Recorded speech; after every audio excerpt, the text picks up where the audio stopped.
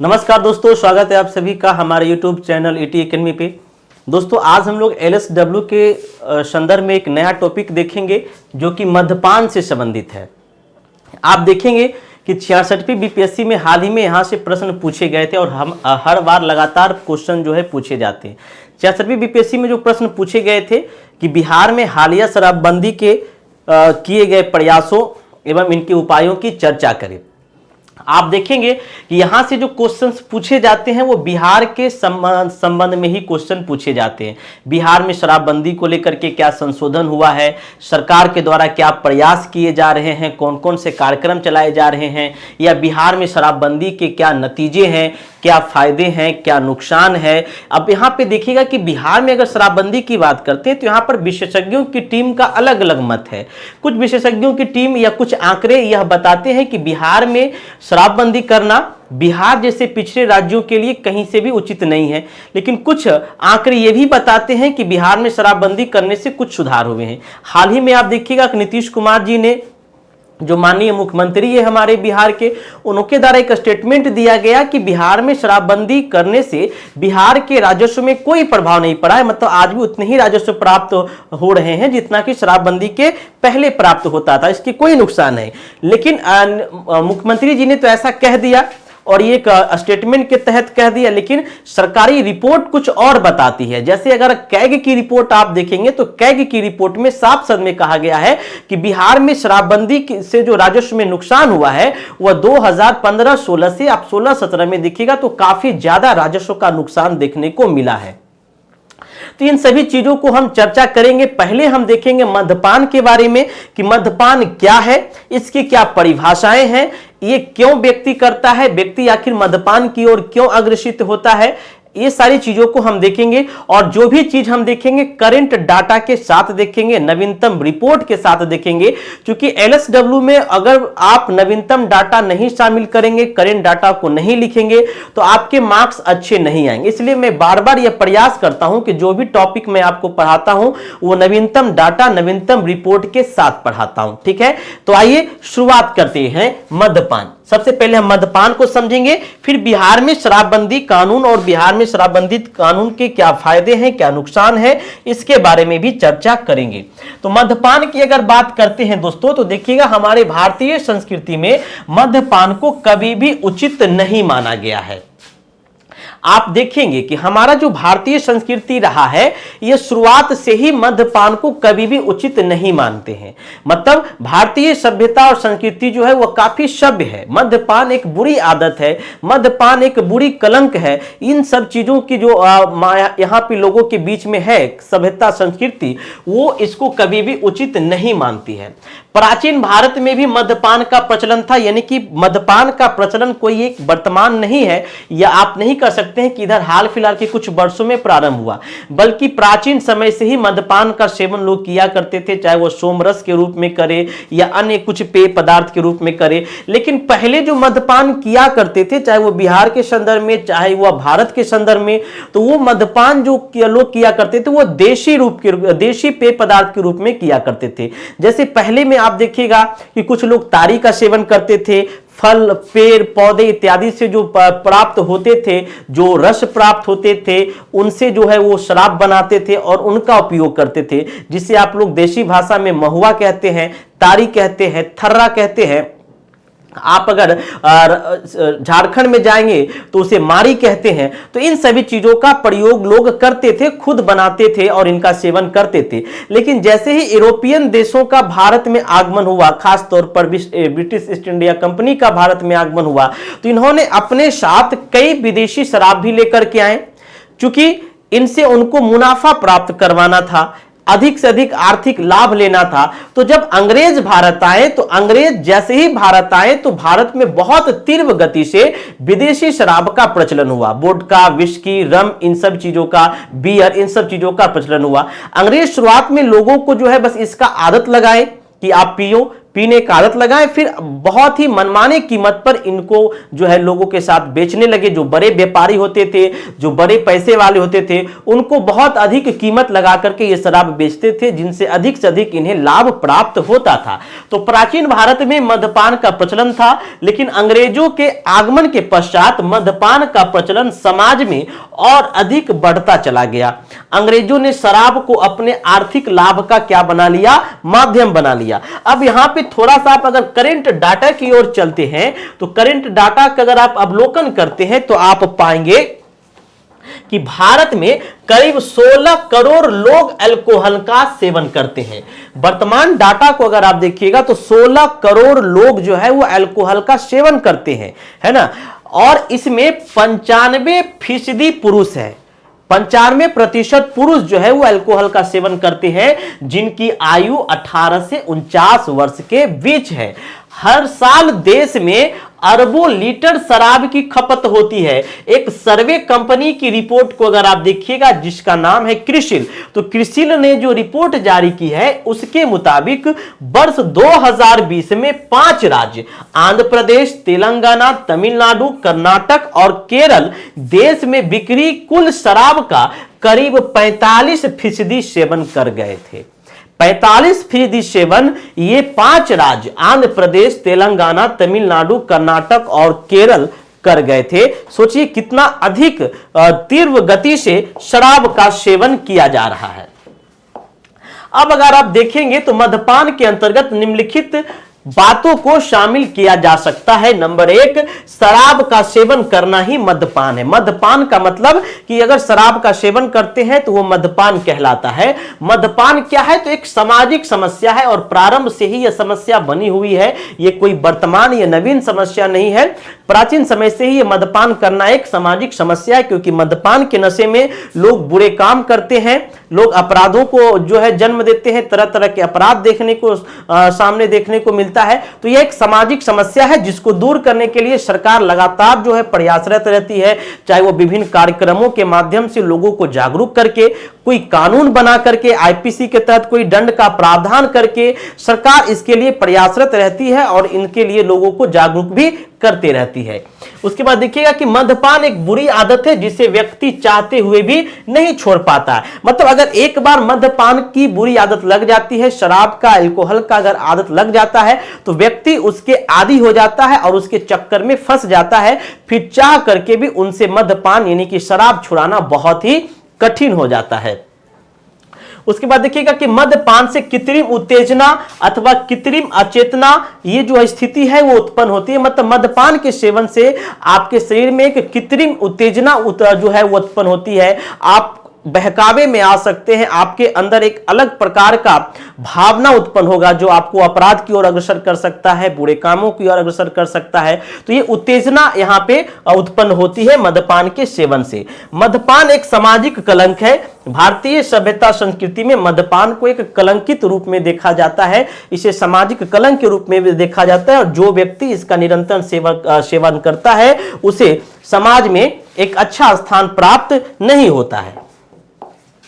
अब देखिएगा कि मद्यपान का अर्थ क्या होता है। मद्यपान का अर्थ, मीनिंग ऑफ अल्कोहल इन हिंदी देखिएगा, तो मद्यपान का अर्थ क्या है। मद्यपान का अर्थ को बताते हुए फेयर चाइल्ड जो कि एक विद्वान है, इन्होंने लिखा है कि शराब की असामान्य बुरी आदत ही मद्यपान है। शराब की जो असामान्य बुरी आदत है, मतलब अगर आप असामान्य तरीके से पीते हैं तो वही मद्यपान कहलाता है। महात्मा गांधी ने मद्यपान के विषय पर कहा था। अब महात्मा गांधी ने भी मद्यपान के विषय पर कहा था, बहुत अच्छा इन्होंने वक्तव्य दिया था।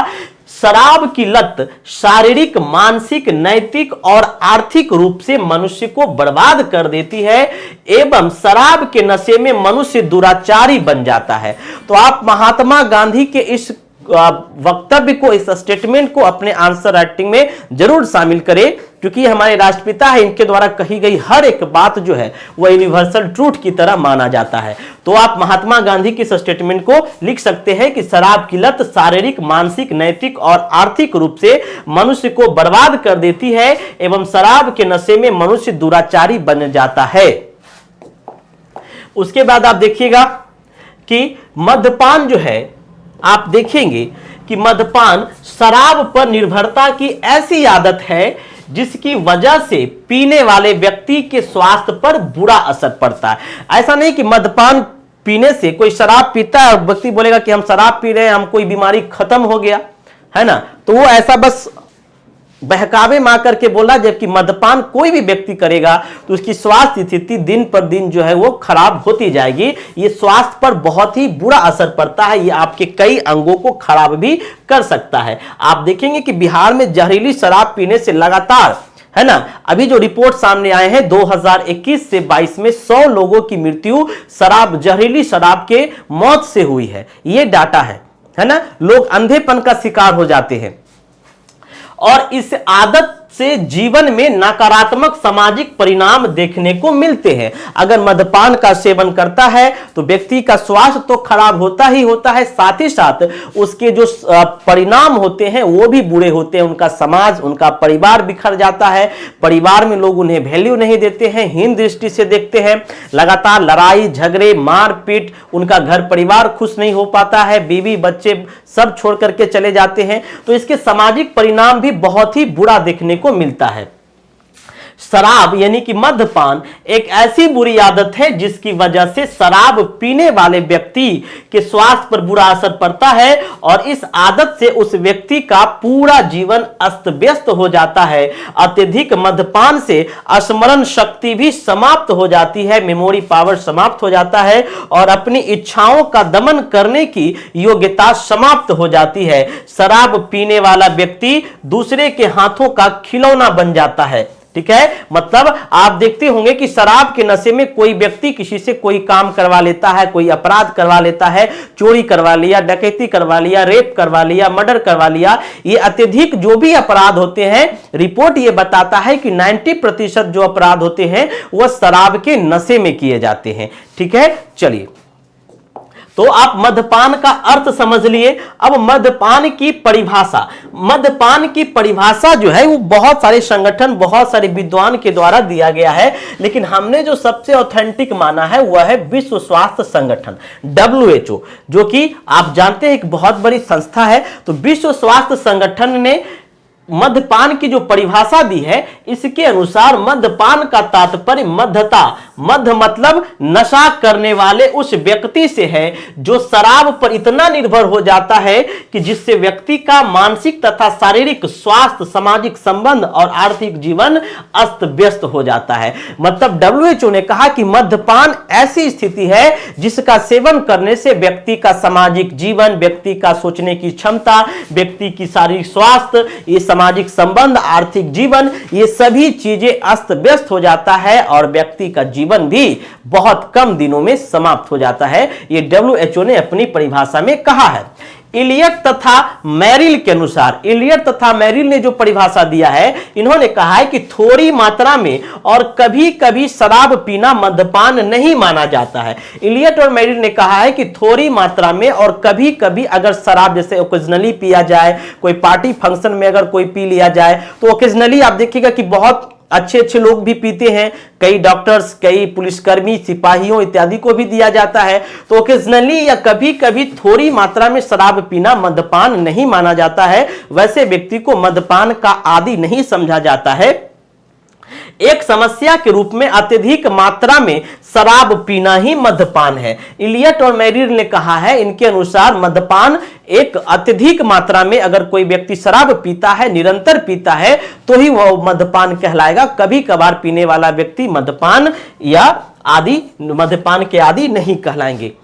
अमेरिकन चिकित्सा एसोसिएशन के अनुसार जो कहा परिभाषा दी गई है, अमेरिकन चिकित्सा एसोसिएशन के अनुसार क्या परिभाषा दिया गया है, तो मद्यपान शराब से जुड़ी समस्याओं के लिए विस्तृत शब्द है। मद्यपान जो है वो शराब से जो भी समस्या उत्पन्न होती है उसके लिए एक विस्तृत शब्द है।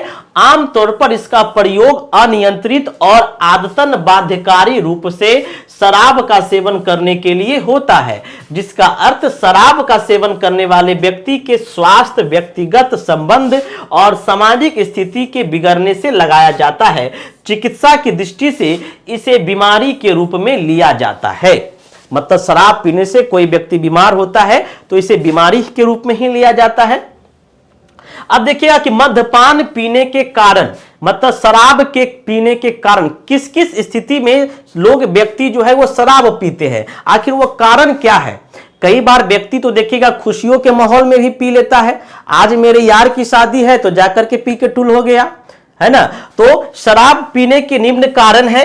कई व्यक्ति देखिएगा तो गम में भी पीता है, खुशी हो तो भी पी लिया, गम हो तो भी पी लिया, गर्लफ्रेंड छोड़ के भाग गई, शादी विवाह टूट गया, बीवी छोड़ के भाग गई, घर परिवार टूट गया तो भी शराब पी लिया। तो इनके कई कारण हैं, जिस कारण में आप मानसिक, सामाजिक, आर्थिक, ये सभी कारण को शामिल कर सकते हैं। मानसिक कारण में आप ये सब शादी विवाह, खुशियां, गम को शामिल कर सकते हैं।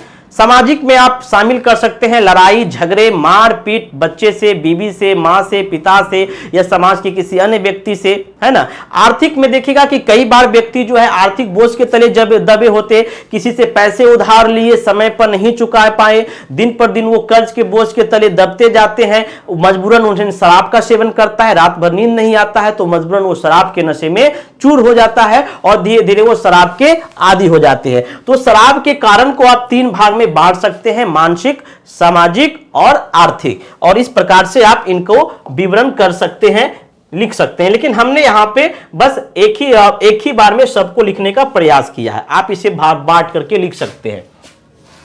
पहला है देखिएगा मानसिक चिंता। समाज में कुछ व्यक्ति ऐसे होते हैं जिन्हें अपने परिवार, पत्नी, बच्चों आदि की बहुत ही अधिक चिंता हो जाती है। इस कारण वे लोग अपनी मानसिक चिंताओं को दूर करने के लिए मद्यपान, शराब का सेवन करते हैं। जैसे आप देखते होंगे जो फौजी भाई लोग होते हैं, जो सिपाही होते हैं, वो अपने घर से, परिवार से कई कोस मील दूर जो है वो सरहद की रक्षा करते हैं। वैसे में वह दिन भर काम की ड्यूटी के दौरान थकते हैं, रात में घर, परिवार इत्यादि का याद आता है, तो इसी थकान से दूर करने के लिए और पारिवारिक दृष्टिकोण से या पारिवारिक सोच से वह मुक्त रहे, इसीलिए उन्हें शराब दिया जाता है कि आप जो है सब गम को भुला करके आराम से रहिए। ठीक है, चलिए, तो इसको आप लोग अन्यथा नहीं लीजिएगा, ये उन लोगों की मजबूरी है, क्योंकि उनके ऐसा ड्यूटी आप या हम कोई नहीं कर पाते, बहुत ही कठिन ड्यूटी होती है उन लोगों की, तो उनके लिए ये बेहद जरूरी होता है। उसके बाद देखिएगा दूसरा, फैशन। कई बार जो है लोग फैशन के प्रभाव में भी चूर होकर के पी लेते हैं, और जैसे जैसे वेस्टर्न कल्चर का विकास हो रहा है भारत में, तो लोग पश्चिमी सभ्यता की ओर जा रहे हैं। फैशन कहने का मतलब कि जो शादी विवाह में एक प्रकार का फैशन चल गया है, आप मान के चलिए कि नया कल्चर चल गया कि जब तक पिएंगे नहीं बारात नहीं जाएंगे। दोस्त का शादी है तो पहले बाराती जाने से, कार्ड पहुंचने से पहले ही पूछ लेता है कि है शराब की व्यवस्था है कि नहीं, तभी जाएंगे, नहीं तो बाराती कैंसिल, है ना। तो एक प्रकार का कल्चर चल गया है। ठीक है, तो पश्चिमी सभ्यता के प्रभाव के कारण सामाजिक जीवन में तेजी से बदलाव हो रहा है। भारतीय समाज में शराब पीना अब फैशन बन गया है। कुछ लोग शराब पीने को अपनी ऊंची सामाजिक स्थिति का प्रतीक भी मानते हैं। कुछ लोग अच्छा ब्रांड लेकर के पिएंगे और अपने आप को काफी सभ्य कहेंगे कि हम तो ब्रांडी पी रहे हैं, ठीक है, हम तो ब्लैक डॉग पी रहे हैं। चलिए, अब आप कहिएगा कि विकास सर को ये सब कैसे मालूम है, तो कभी कभी पढ़ते हैं, देखिएगा। तो उसके बाद देखिएगा कि वातावरण एवं माहौल, वातावरण और माहौल का भी प्रभाव पड़ता है। अब अगर कई बार देखिएगा कि अगर किसी के माँ बाप अधिक शराब पी रहे हैं तो बच्चों में भी ये गुण पाया जाता है, देख के सीखता है वातावरण से, माहौल से। अगर किसी सर्किल के 5 दोस्त जो है शराब पी रहे हैं तो निश्चित तौर पर एक जो नहीं भी पी रहा है वो आज न कल 1-2 घूंट मारिए लेगा, टेस्ट करिए लेगा और आदत लग गया तो पिएगा ही। तो वातावरण, माहौल, संघ, इस सब का भी प्रभाव पड़ता है, संगठन का भी प्रभाव पड़ता है। तो मदिरापान या मद्यपान की लत एक मुख्य कारण व्यक्ति के चारों ओर माहौल या वातावरण का रहा है। यदि किसी व्यक्ति के दोस्त, उसके परिवार के सदस्य, आस पड़ोस के लोग मद्यपान की लत के शिकार हैं तो उस व्यक्ति में शराब के सेवन करने की लत जो है वो पड़ जाना कोई आश्चर्य की बात नहीं है, पड़ना ही पड़ना है, क्योंकि ये प्रभाव वातावरण का और माहौल का पड़ता है।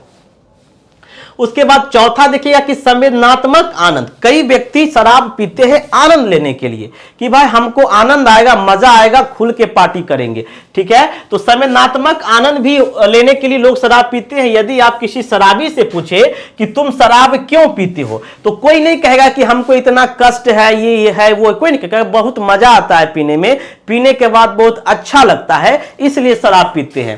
तो यदि किसी शराबी से पूछे कि तुम शराब क्यों पीते हो, तो उसका जवाब होगा आनंद के लिए। किस लिए? आनंद के लिए। मद्यपान से संवेदनात्मक आनंद प्राप्त होता है, लेकिन जितना आनंद प्राप्त होता है उतना ज्यादा आपके स्वास्थ्य पर यह बुरा असर भी करता है। तो व्यक्ति को इस बात को जानना चाहिए कि भले ही संवेदनात्मक आनंद प्राप्त होता है, लेकिन ये परमानेंट नहीं है, कुछ ही समय के लिए प्राप्त होगा। फिर आप जब होश आएगा तो फिर उसी स्थिति में आ जाएंगे। उसके बाद शराब का आसानी से उपलब्ध हो जाना। आप देखेंगे कि शराब का आसानी से उपलब्ध, अभी बिहार में शराब बंदी है। नीतीश कुमार जी डेली जो है प्रचार करते हैं कि बिहार में शराब बंदी है, बिहार सब जगह ढोल पीटते हैं, लेकिन हम भी तो देखते हैं, आप लोग भी देखते हैं, कोई ऐसा क्षेत्र नहीं है बिहार का जहां पे शराब अभी भी खुलेआम नहीं बिक रहा है और पीने वाला अभी भी पी रहा है। फर्क यही है कि पहले 400 में मिलता था, 1200, 1000, 2000 में मिल रहा है। तो कहीं भी शराबबंदी नहीं है, बस सरकारी रिपोर्ट, सरकारी आंकड़े यह दिखाता है कि बिहार में शराबबंदी है, लेकिन आप देखते हैं आस पड़ोस कहीं भी बहुत ही कालाबाजारी हो रही है शराबों में, बहुत धड़ल्ले से शराब बिक रहा है। पुलिस प्रशासन, सरकार सब इस पर मौन है और सबको पता है। ठीक है, चलिए, तो शराब का आसानी से उपलब्ध होना। वर्तमान समय में शराब पीने वाले व्यक्ति को बड़ी ही आसानी से शराब मिल जाती है। लगभग हर जगह 5 से 10 किलोमीटर की दूरी पर उसे शराब उपलब्ध हो जाता है। हालांकि बिहार में भी तो होम डिलीवरी हो जाती है, तो और आसान बात है। शराब की दुकानें मिल जाती है और यह भी एक शराब पीने का कारण है। उसके बाद देखिएगा, विघटित व्यक्ति वाले लोग, अक्सर देखा गया है, अक्सर क्या देखा गया है, तो अक्सर देखा गया है कि असंतुलित व्यक्तित्व वाले लोग अपने साथियों और परिवार के साथ समायोजन नहीं कर पाते हैं। कई बार कई व्यक्ति ऐसे होते हैं जो परिवार के साथ नहीं घुल मिल पाते हैं, एक साथ नहीं रह पाते हैं, तो वो समाज से बाहर हो जाते हैं, परिवार से अपने आप को पृथक महसूस करते हैं। कहते हैं ना कि बाप छोड़ दिया, माँ छोड़ दिया, परिवार छोड़ दिया, सब छोड़ दिया। तो इस कंडीशन में वो अपने आप को विघटित, टूटा हुआ महसूस करते हैं। वैसे लोगों में वो सब एक ही सहारा होता है, वो शराब का। ऐसे लोग सदैव भयभीत रहते हैं और वो शराब का सेवन करके अपने आप को इससे बाहर निकालने की कोशिश करते हैं। 7वां कारण आप देखिएगा कि मित्र मंडली। कई बार मित्र मंडली यानी कि बुरे संगत में लोग आकर के भी शराब का सेवन करते हैं। 8वां देखिएगा कि अनुवांशिकता, जेनेटिक्स भी होता है। अगर माता पिता आपके शराबी हैं तो बच्चे भी शराब के लत में जा सकते हैं, अनुवांशिकता है। उसके बाद है 9वां देखिएगा, अत्यधिक दुख अथवा कष्ट। यहां पर सुख भी होना चाहिए, अत्यधिक दुख अथवा कष्ट, और ऑब्लिक में लिख दीजिएगा अत्यधिक सुख में भी। कभी अभी अधिकांश जो है सुख में भी व्यक्ति पीता है, तो अत्यधिक दुख अथवा कष्ट हुआ, थोड़ा सा भी दुख हुआ तो भाई शराब पी लिए, थोड़ा सा सुख हुआ तो शराब पी लिए। मतलब ये एक आम फैशन बन गया है, दुख हो तो भी, खुशी हो तो भी, गम हो तो भी, है ना। चलिए, तो ये अत्यधिक दुख अथवा सुख में भी शराब को एकमात्र सहारा बना लेते हैं। उसके बाद देखिएगा, शक्ति प्राप्त करने की गलतफहमी अथवा अज्ञानता। अब शक्ति, कई बार व्यक्ति कोई काम अगर नहीं कर पाता है तो सोचता है कि शराब पी करके ये काम हो जाएगा। तो अगर कोई गलत काम करना है तो बिना मतलब वैसे नहीं किया जा सकता है। अधिकांश देखिएगा कि शराब पी करके ही लोग गलत काम करते, क्योंकि उसके अंदर एक अलग से एनर्जी आ जाती है, उत्तेजना आ जाता है किसी काम को करने में। ठीक है, आप रिपोर्ट में देखिएगा तो अभी भी 95% जो महिलाओं के साथ रेप होता है वह शराब के नशे में होता है, क्योंकि एक बहुत ही ये उत्तेजन कार्य करता है, शरीर की उत्तेजना को बहुत तीव्र गति से बढ़ाता है। ठीक है, तो शक्ति की प्राप्त गलतफहमी, मतलब आपको लगेगा कि पीले में तो लगेगा कि बड़का बड़का पहाड़ चट्टान भी तोड़ देंगे, ऐसा आप लोग सुनते होंगे। ठीक है, चलिए, उसके बाद देखिएगा, इसका परिणाम होता है कि धीरे धीरे लोग शराबी बन जाते हैं। अब मद्यपान का तो अभी आप लोगों ने देखा कि किन किन कारण से कोई भी व्यक्ति शराब पीता है। अब मद्यपान के दुष्परिणाम क्या है, मतलब शराब पीने के नुकसान क्या है, तो आप लोग खुद पढ़े लिखे हैं, समझ सकते हैं क्या क्या हानि हो सकता है। तो मानसिक हानि हो सकता है, शराब पीने पर व्यक्ति की विचार, व्यक्ति के स्मरण शक्ति, सोचने की शक्ति, ये सभी क्या होती है, समाप्त हो जाती है। मतलब वो बिल्कुल आप कह सकते हैं जीरो पे आ जाएगा, आपकी मानसिक कुछ नहीं सोचेगा, कुछ नहीं आप समझेंगे। ऐसे में आप कुछ भी घटना का अंजाम दे सकते हैं और व्यक्ति इतना नशे में चूर हो जाता है कि वो अपने होश भी खो बैठता है और शराब के सेवन से व्यक्ति का दिमाग काम करना बंद कर देता है और वो अपने विवेक का इस्तेमाल नहीं कर पाता है। उसकी सोचने समझने की शक्ति क्या हो जाती है, समाप्त हो जाती है। उसके बाद देखिएगा शारीरिक और स्वास्थ्य समस्याएं। शराब पीने से शारीरिक और स्वास्थ्य संबंधित समस्याएं उत्पन्न हो जाती है। लीवर खराब हो जाता है, किडनी खराब हो जाता है, लोगों की स्मरण शक्ति कम हो जाती है, पागलपन हो जाता है, याददाश्त चली जाती है, अंधा हो जाता है ना। तो ये सारी समस्याएं देखने को मिलती है जो शारीरिक और स्वास्थ्य संबंधित समस्या है।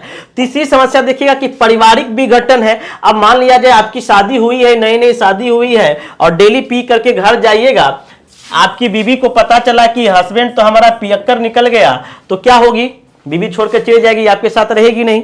तो उस परिवार क्या होगा, विघटन हो जाएगा। माँ बाप आपसे दूरी बना लेंगे, आपको अकेले छोड़ दिया जाएगा। सब कहेगा कि पियक्कर है, इसको छोड़ो, हटाओ, घर से भगाओ। माँ बाप घर से निकाल देंगे, समाज आपको कोई वैल्यू नहीं देगा। तो पारिवारिक विघटन होता है, यानी कि शराब के सेवन करने वाला व्यक्ति कभी भी अपनी पत्नी और बच्चों को सुख से नहीं रख पाता है। शराब के सेवन से पति पत्नी में झगड़े बढ़ जाते हैं। शराबी व्यक्ति अपने परिवार का एक अच्छा सदस्य भी नहीं बन जाता है। परिणाम यह होता है पत्नी के साथ मारपीट, बच्चे के साथ मारपीट और जो कि महिलाओं के साथ घरेलू हिंसा का मामला का रिपोर्ट देखिएगा तो अभी आपको मालूम होगा कि 80 से 85% पुरुष जो है शराब के नशे में आकर के महिलाओं के साथ घरेलू हिंसा करते हैं। तो व्यक्तिगत विकास में विरोध होता है, आपका व्यक्तिगत विकास रुक जाएगा। आप दिन पर दिन शराब के नशे में चूर होते जाइएगा, शराबी बन जाइएगा, जिसके कारण आप दिन पर दिन आपका काम का लॉस होगा, नुकसान होगा और आप आर्थिक रूप से तंगी हो जाएंगे, कर्ज के बोझ के तरह दबे रह जाएंगे और आप विवश होकर के क्या करिएगा, डकैती, बलात्कार जैसे अपराधों का, है ना, चोरी जैसे अपराधों का अंजाम देंगे। आर्थिक क्षति होती है ना, आर्थिक क्षति होती है। अब कोई गरीब व्यक्ति है ना, वो 200 रुपया कमा ही रहा है, 150 रुपया पी जा रहा है, तो इससे क्या होगा, आपका आर्थिक क्षति होगा, आपके घर बच्चे ये सब परेशान होंगे, परिवार आपका परेशान होगा, आपके बच्चे अच्छे से पढ़ नहीं सकेंगे क्योंकि आप कुछ सेविंग ही नहीं कर रहे हैं। तो ऐसा देखने को मिलता है। शराब पीने वाला व्यक्ति कार्य क्षमता में कमी आ जाती है। अब आप शराब पी करके काम कर रहे हैं तो पता चला है ना कि मशीन एक जगह, मशीन बंद करने की जगह खुले छोड़ करके चले आए, पता चला भोरे आग लग गया, पूरा कारखाना जल गया, तो कार्य की क्षति हो जाएगी, आर्थिक क्षति हो जाएगी, बर्बाद हो जाइएगा, रोड पर आ जाएंगे। समाज में ऐसे व्यक्ति की प्रतिष्ठा भी बहुत ही कम होती है। ऐसे व्यक्ति अपने काम धंधे से विमुख हो जाते हैं, काम धंधा दिन पर दिन चौपट हो जाता है ना। अब शराब पी करके आप किसी दुकान में बैठे रहिएगा तो कौन ग्राहक जा करके, महिलाएं आपके पास जाने से कतराएगी, महिलाएं आपसे बात करने में संकोच करेगी, तो दिन पर दिन आपका कार्य धंधा जो है वो विमुख होते चला जाएगा।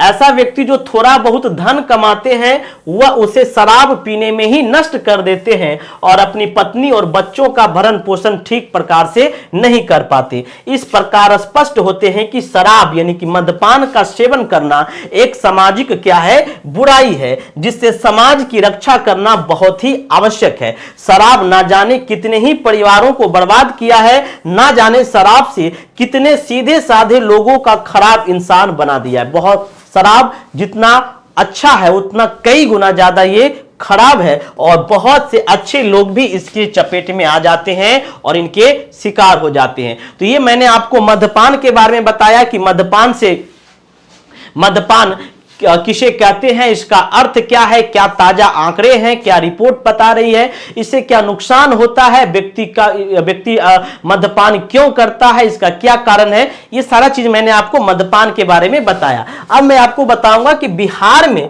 जो मद्यपान को लेकर के बातें सामने आती है जिसे शराबबंदी कहा गया है। अभी आप देखेंगे तो यहाँ के तमाम जो नेता हैं, जो मंत्री हैं या फिर और भी कोई है, बहुत सीना चौड़ा करके चलते हैं शराबबंदी के नाम पर और एक प्रकार का वोट बैंकिंग भी हो गया है। लेकिन बस ये कहने का है, शराबबंदी जिस तरीके से लागू किया जाना चाहिए था, बिहार में अभी भी शराबबंदी उस तरीके से लागू नहीं है। हर एक जगह, हर एक गली, हर एक मोहल्ले, हर एक शहर में शराब जो है खुलेआम तौर पर बिके जा रहे हैं। तो आप देखिएगा कि अब हम देखेंगे कि बिहार में मद्य निषेध और उत्पाद संशोधन विधेयक 2022 2016 में, अप्रैल 2016 में जो है शराबबंदी लाया गया था।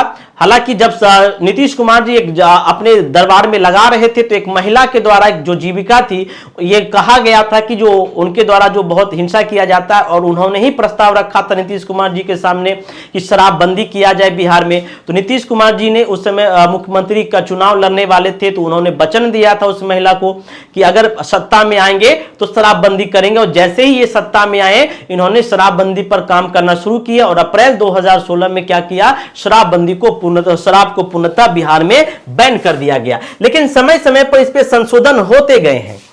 अभी हाल ही में देखिएगा कि सुप्रीम कोर्ट एनवी रमना की जो बैठक हुई थी, उनमें सुप्रीम कोर्ट ने बिहार के सीएम को बहुत जो है एक मतलब कह सकते हैं भला बुरा कहा। उन्होंने कहा है कि कोर्ट का काम इतना मतलब फालतू का नहीं है कि वो, आप देखिएगा कि अब शराबबंदी डेली जो बिहार में पकड़ा रहा है, अब फैसला देने का काम कोर्ट का है।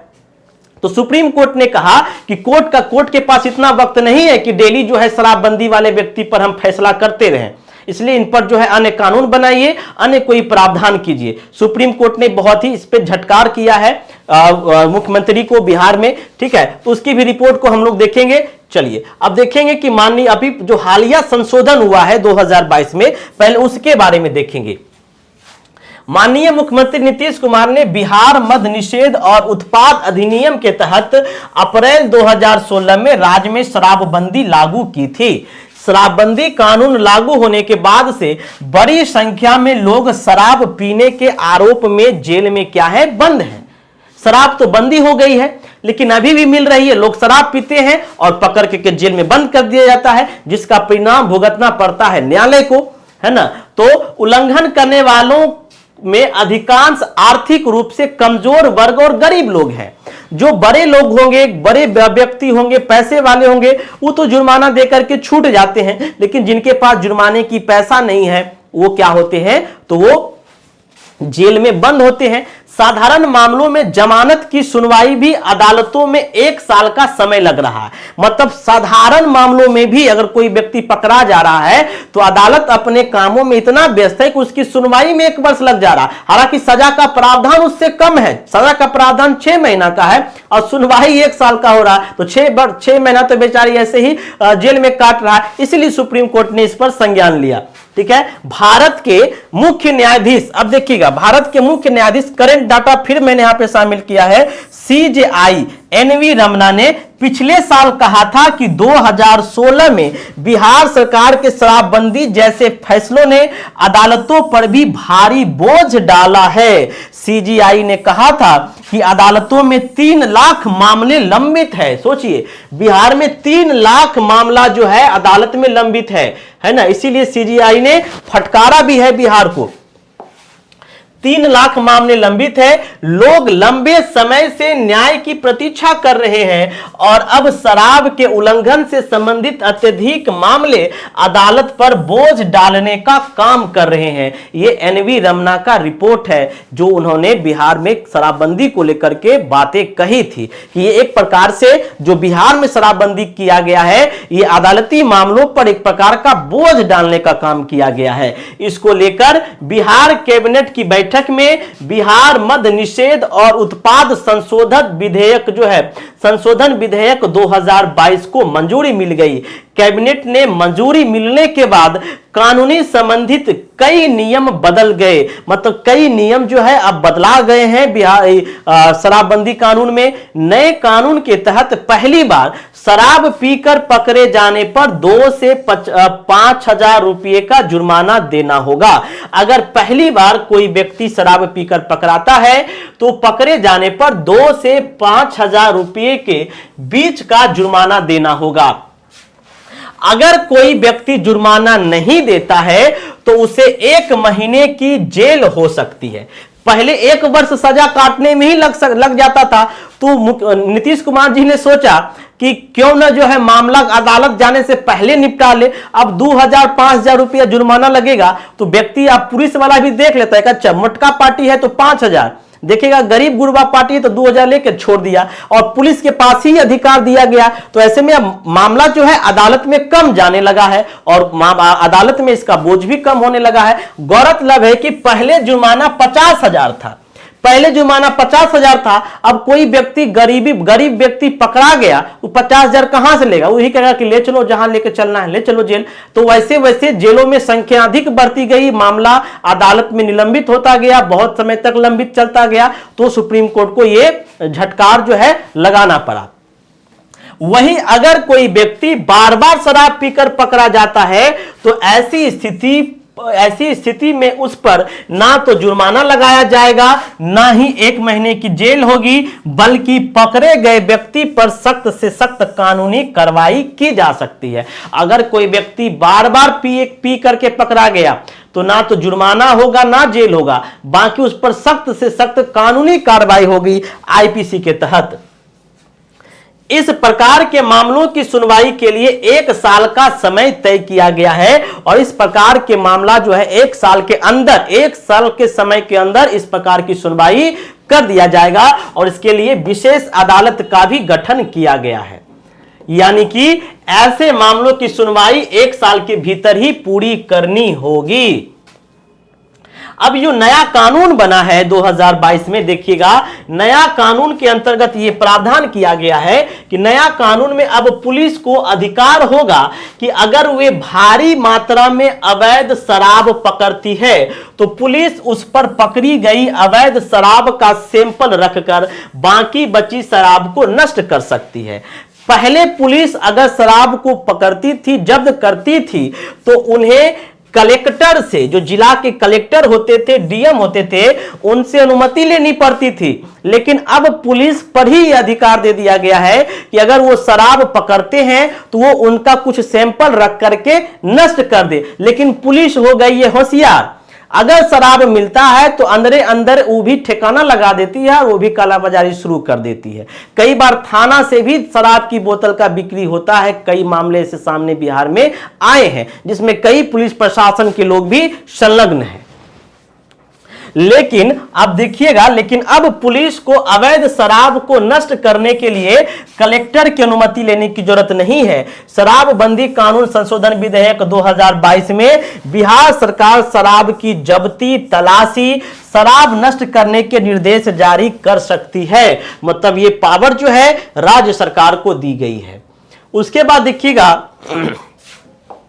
कि शराबबंदी कानून संशोधन विधेयक 2022 में दंडनीय सभी अपराध धारा 35 के अधीन अपराधों को छोड़कर सुनवाई स्पेशल कोर्ट द्वारा की जाएगी। मतलब अब इसके लिए विशेष अदालत का गठन किया गया है, स्पेशल कोर्ट गठित की गई है। ऐसे मामलों में गिरफ्तार व्यक्ति अभी भी जेल में है तो उसे रिहा कर दिया जाएगा। अगर ऐसे मामले में कोई व्यक्ति कोर्ट में है तो विशेष अदालत के तहत, स्पेशल कोर्ट के तहत उसकी जल्द से रिहाई होगी, उसे जेल से छोड़ा तभी जाएगा अगर वह धारा 37 में उल्लेखित कारावास की सजा पूरा कर चुका है। अब देखिएगा कि बिहार में शराबबंदी के प्रभाव क्या हैं। तो बिहार में शराबबंदी के प्रभाव देखिएगा, 2016 में शराबबंदी हुई, अभी 2022 चल रहा, 6 साल। ये 6 साल में आंकड़े बताते हैं, कुछ आंकड़े जो बताते हैं कि बिहार में शराबबंदी से नुकसान हुई है। लेकिन कुछ समाज सुधारक के द्वारा ऐसा कहा जाता है कि कुछ सुधार भी हुआ है। तो आप देखिएगा कि बिहार में शराबबंदी कानून जो है लागू हुए 6 साल बीत चुके हैं, लेकिन शराबबंदी के फायदे और नुकसान पर अब भी गाह बेगाह आप देखते हैं जोर शोर चर्चा होती रहती है, और राजनीतिक नेताओं जो है अपनी रोटियां सेकते रहते हैं शराबबंदी के मैटर को लेकर के। ठीक है, चलिए लेकिन जो रिपोर्ट है वही बता सकता है कि आखिर क्या मैटर है। रिपोर्ट की अगर बात देखिएगा, बरहार पहले रिपोर्ट से पहले आप देख सकते हैं कि असल सवाल सरकारी फैसले पर अमल करने को लेकर के है। असल सवाल यह है कि शराबबंदी जो किया गया ये क्या फैसला सही है या गलत है, इस पर हम चर्चा करेंगे। तो असल सवाल सरकार के फैसले पर अमल करने को लेकर के है ना। देखें तो शराबबंदी पर बिहार का पिछला रिकॉर्ड अच्छा नहीं रहा है। शराबबंदी को लेकर के अभी तक जो भी प्रयास किए गए हैं उसका पिछला रिपोर्ट यह बताता है कि अभी तक यह सफल नहीं किया गया है। आप देखेंगे कि 1977 में जननायक कर्पूरी ठाकुर ने शराब पर जो है वह पाबंदी लगाई थी। 1977 में जब जननायक कर्पूरी ठाकुर की सरकार थी तो इन्होंने शराब पर पाबंदी लगाई थी, लेकिन शराब की कालाबाजारी और कई अन्य परेशानियों की वजह से यह पाबंदी ज्यादा दिनों तक नहीं रही, लिहाजा खुलेआम शराब की बिक्री जारी रही और तत्काल इसे फिर क्या कर लिया गया, वापस ले लिया गया। उसके बाद आप देखेंगे कि ऐसा नहीं है कि बिहार अकेला ऐसा राज्य है जहां शराबबंदी निराश हाथ लगी है।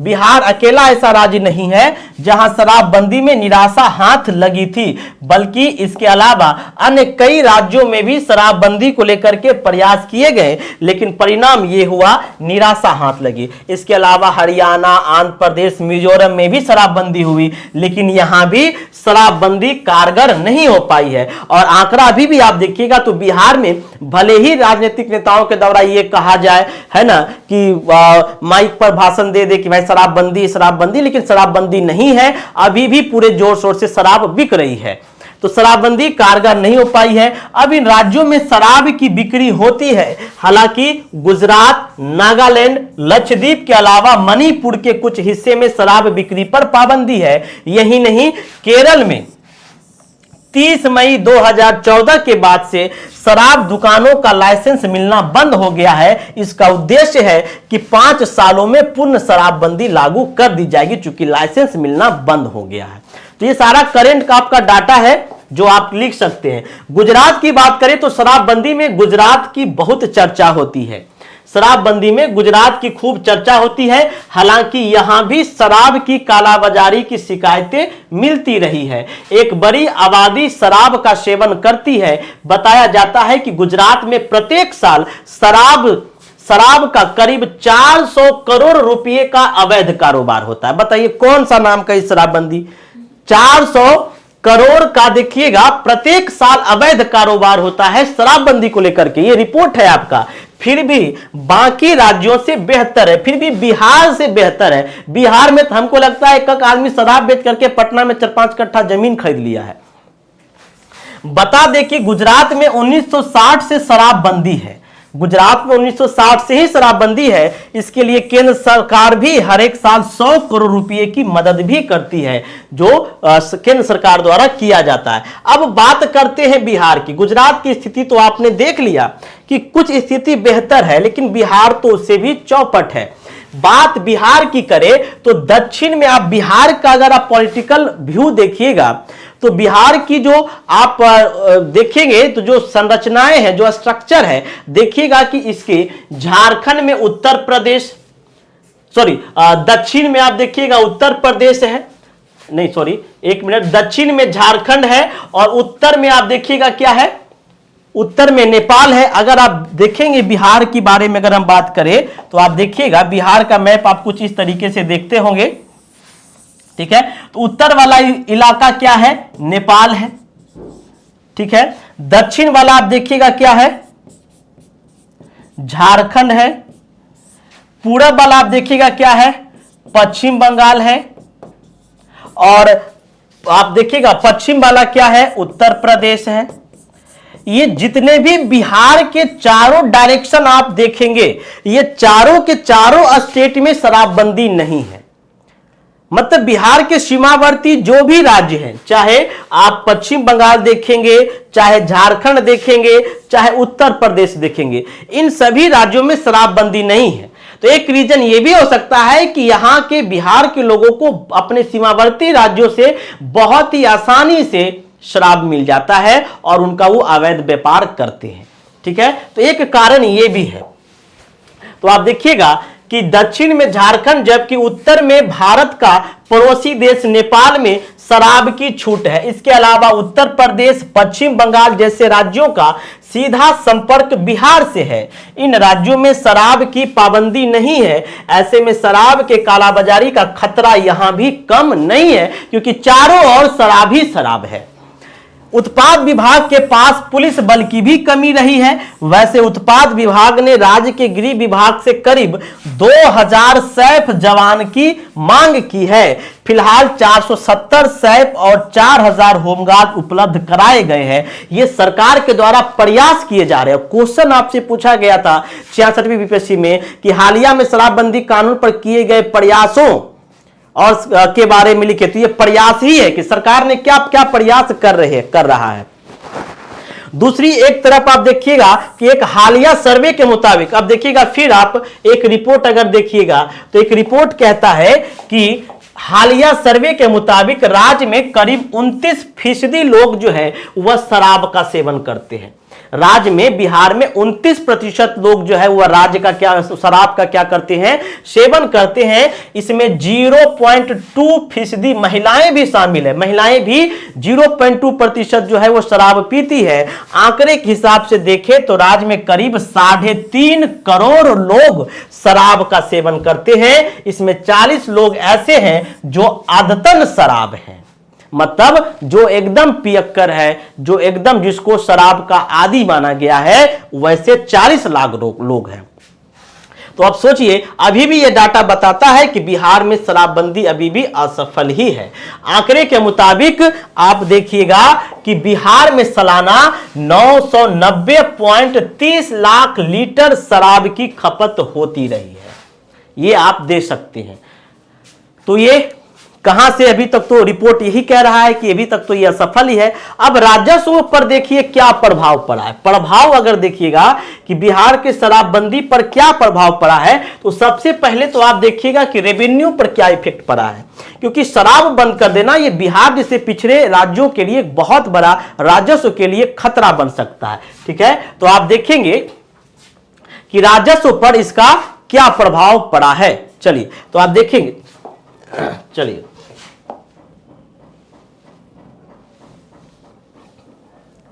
राजस्व पर देखिएगा तो राजस्व पर प्रभाव में देखेंगे कि कैग की रिपोर्ट, जो कैग ने रिपोर्ट जारी किया है, कैग की रिपोर्ट बताती है कि शराबबंदी के कारण वित्त वर्ष 2016-17 में टैक्स रेवेन्यू में गिरावट आई है।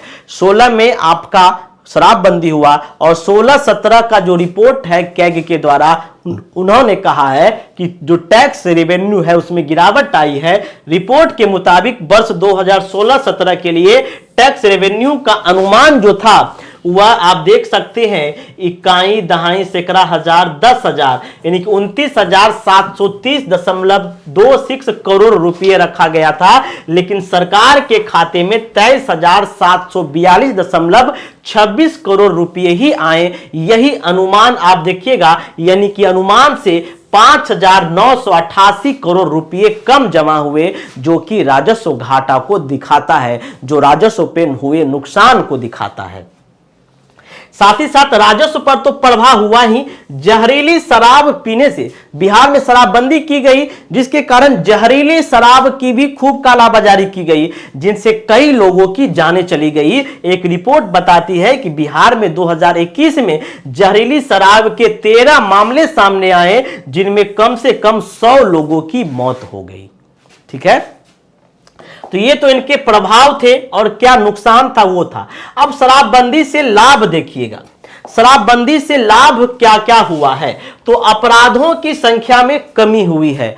रिपोर्ट बताता है कि जो पहले की तुलना में अपराध थी वो अपराध कम हुआ है। महिलाओं के साथ जो हिंसा होता था उस हिंसा में कमी हुआ है। देखिएगा, तो शराबबंदी कानून से लोगों के जीवन में खुशहाली आई है, महिलाओं के खिलाफ अपराध कम हुए हैं और घरेलू हिंसा में भी कमी आई है। नेशनल क्राइम रिकॉर्ड ब्यूरो यानी कि एनसीआरबी के आंकड़े के मुताबिक महिलाओं पर, पति और उनके परिजनों पर अत्याचार की कुल 1935 घटनाएं साल 1920 में हुई थी, जो साल 2019 के मुकाबले क्या थी, कम थी। यानी कि यहां पर महिला हिंसा भी कम देखने को मिला है।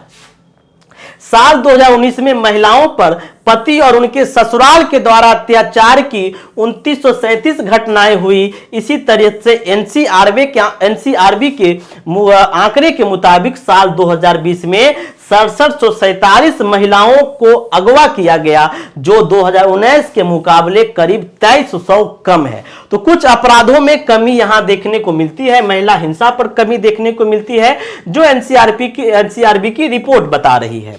उसके बाद देखिएगा, रहन सहन के स्तर में भी वृद्धि हुई है। लोगों के रहन सहन के स्तर में वृद्धि हुई। लोग जो पैसे शराब पर खर्चा करते थे, वही पैसे अब वो अपने सामाजिक आर्थिक कार्यों में कर रहे हैं।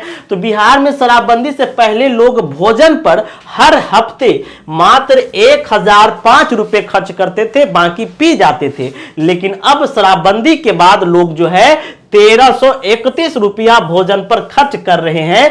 शराबबंदी के बाद 43% पुरुष जो है वह खेती पर क्या थे, 43% पुरुष जो है वो खेती पर ज्यादा समय देने लगे हैं। शराबबंदी के बाद कार्यबल की भी संख्या में वृद्धि हुई है। पहले लोग काम पर ध्यान नहीं देते हैं, लेकिन आंकड़े बताते हैं कि शराबबंदी के बाद 43% लोग जो है वह कृषि क्षेत्र में अधिक ध्यान देने लगे हैं। 84% महिलाओं को ज्यादा बचत हो रही है और उनका आय में भी क्या हो रही है, बढ़ोतरी हो रही है। ये सभी के सभी नवीनतम डाटा है, आप इसे लिख सकते हैं। इसके अलावा श्रमिकों के कार्यबल में भी वृद्धि हुई है। गरीबों को खरीदने की शक्ति बढ़ गई है। पहले जो अधिक पैसा शराब में लोग खर्च कर देते थे, जिसके कारण वो जरूरत के सामान नहीं खरीद पाते थे, अब वो पैसा बचत हो रही है और लोग सामान खरीद रहे हैं। चलिए, यानी कि आपने फायदा देख लिया, नुकसान देख लिया। अब निष्कर्ष में आप लिख सकते हैं कि निष्कर्ष में क्या लिखेंगे। कुछ लोग यह तर्क प्रस्तुत करते हैं कि व्यक्तिगत स्वतंत्रता और व्यक्तिगत उपयोग पर बाधा लगाना अच्छा नहीं है। मतलब शराब पीना ये हमारी स्वतंत्रता है, ये हमारा अधिकार है, इस पर अधिकार मतलब बाधा डालना ये उचित नहीं है। लेकिन तो यह ध्यान रखना चाहिए कि प्रत्येक प्रकार की स्वतंत्रता देना आवश्यक नहीं है। शराब पीना भले ही हमारी स्वतंत्रता है, लेकिन क्या आपको अगर प्रत्येक स्वतंत्रता दिया जाए, यह संभव है? अगर ऐसी बात हो तब तो आपको इच्छा मृत्यु की भी स्वतंत्रता दिया जाना चाहिए, लेकिन कोर्ट ने इस पर विचार मतलब कोर्ट ने इसे बैंड किया है, तो यह आवश्यक नहीं है। कानून व्यक्ति को आत्महत्या करने की स्वतंत्रता नहीं दे सकता है। कुछ स्वतंत्रता ऐसी है जो कानून नहीं देती है और देनी भी नहीं चाहिए। तब फिर क्यों न व्यक्ति को शराब पीने से रोका जाए। कुछ लोग इसके विरोध में तर्क प्रस्तुत करते हैं कि अगर मद निषेध कर दिया जाएगा तो कालाबाजारी बढ़ जाएगी और ऐसी गतिविधियों भी जो मदपान से अधिक घातक हो सकती है वो भी सामने आएगी।